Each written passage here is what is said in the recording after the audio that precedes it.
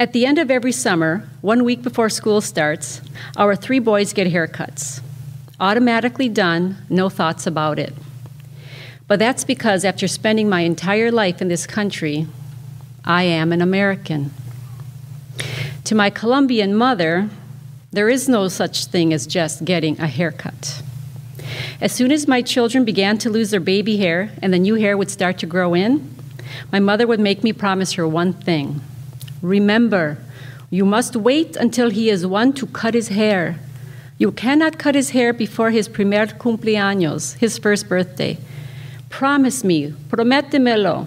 Sí, Mama, I won't do it. In my culture, we have something called the 1-year Latin haircut rule.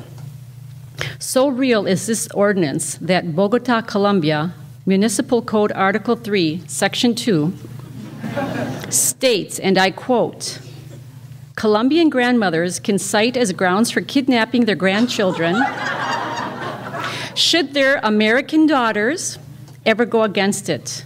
A child's haircut cannot happen before their primer cumpleaños. I don't pay attention to this heat because I was born here and I am a modern American. 18 years ago, something spectacular happened in my mother's life. Her first grandson in over 20 years is born, Alec. My mother is infatuated and races the 10 blocks to our house every morning by 9 a.m. She's so worried that we might be up and gone already for the day. She arrives breathless, tumbling in through our front door. Is he here? Where is he? Is he here? Running over, she plucks him off my breast. She breathes him in like it's oxygen. Ah, my baby, my baby, my baby. She holds him for hours, and when she's not holding him, she's taking his picture. This is in the days before digital cameras. Because of her film developing needs, Walgreens on Oakland Avenue has to put up a help wanted sign for an additional worker in their photo department. My mother goes everywhere with us, and the 3 of us meld into an entourage that would make Mark Wahlberg jealous. We buckle little Alec into his car seat, my mother sitting in the back seat next to him like he's the president and she's his Secret Service. I'm in the front alone like I'm driving Miss Daisy. One morning when Alec is 10 months old, I notice that his bangs are starting to grow past his eyebrows, and I decide it's time for his first haircut. Now let me pause here for a minute. Did I just say 10 months old? Yes, I did. Why did I do that? Because I freaking forgot about the 1-year Latin haircut rule, that's why. Buckle your seatbelts, people. We get Alec ready to drive to Haircuts R Us. My mother's in the back, of course, making love-struck eyes to Alec. He's making them back to her. I'm just the one, I was the incubator, right? No one's paying attention to where we're going, so when we pull in front of the hair salon, she doesn't notice. We park the car. It's early afternoon, and we walk in to see every single chair in the place taken. We get there just in time for our 1:30 appointment. They take us back to a station, and I sit down in the barber's chair with Alec on my lap.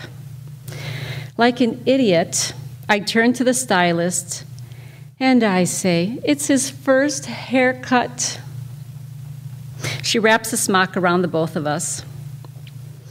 At precisely 1:41 p.m. and 32 seconds, all hell breaks loose. My mother's eyes spot the smock.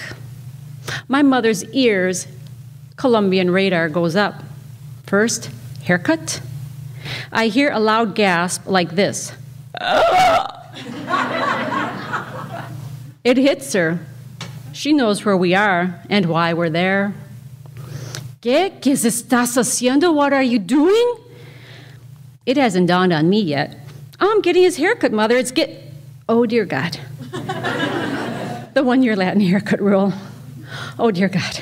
Jiminy Christmas, he's 10 months old. She's gonna blow. What follows is beyond description.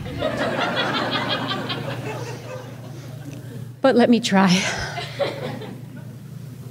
My mother unleashes a torrent of Spanish words that pelt me and the quickly growing afternoon audience like a hailstorm.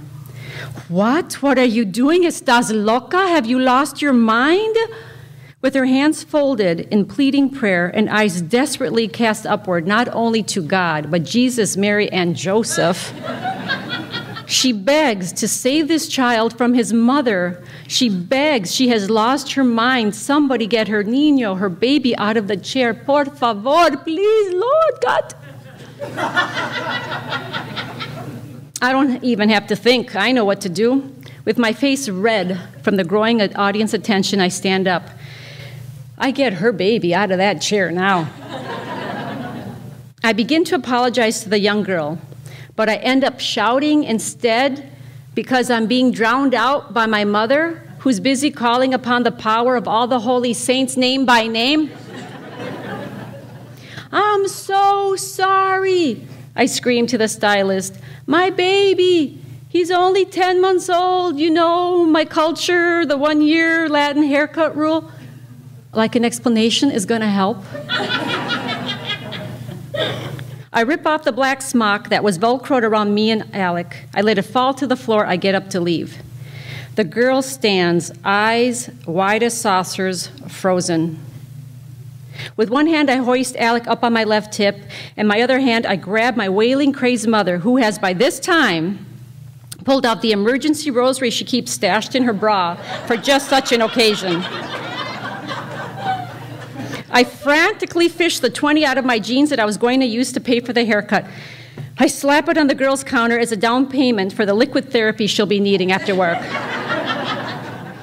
I reach for my mother's hand, the one that isn't full of black rosary beads that she's brought from Colombia, and I pull her out the door. But not before the entire salon, full of midday normal America, has gotten a good, clear glimpse of cultural life. Xanax, anyone? My treat. We make it out of the salon, and despite not having any nitroglycerin pills on me that day, my mother survives. However, I am placed under house arrest for the next 2 months until Alex safely reaches his first birthday. Alec goes 2 more months with his bangs. Yes, he looks like a ponytailed sumo wrestler, but we make it to the 1-year mark for his first birthday, an event my mother joyously records in over 50,000 photographs. In life, you choose your battles wisely.